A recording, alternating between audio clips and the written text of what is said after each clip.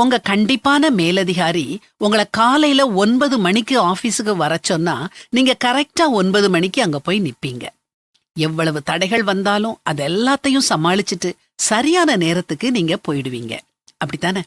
ஆனா அதே சமயம் நீங்க உங்க வேலையை செய்யறதுக்கு நீங்களே ஒரு நேரத்தை குறிச்சு வைக்கிறீங்கன்னு வச்சுக்கிடுவோம். அத அந்த நேரத்துல சரியா செய்வீங்களா? பெரும்பாலும் செய்ய மாட்டீங்க.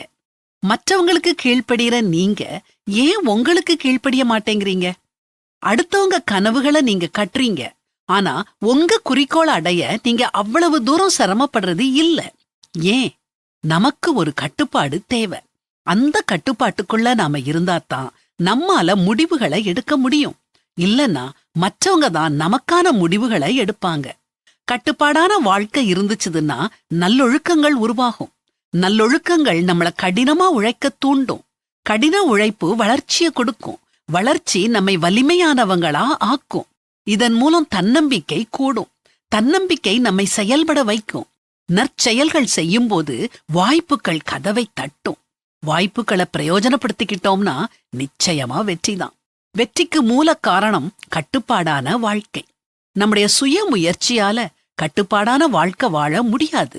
கடவுளுடைய கட்டுப்பாட்டுக்குள்ள நம்ம ஒப்படைப்போம். முதல்ல கஷ்டமாத்தான் இருக்கும், அப்புறம் பழகிடும். எந்த சிக்ஷையும் தற்காலத்தில் சந்தோஷமாய் காணாமல் துக்கமாய் காணும். ஆகிலும் பிற்காலத்தில் அதில் பழகினவர்களுக்கு அது நீதியாகிய சமாதான பலனை தரும்.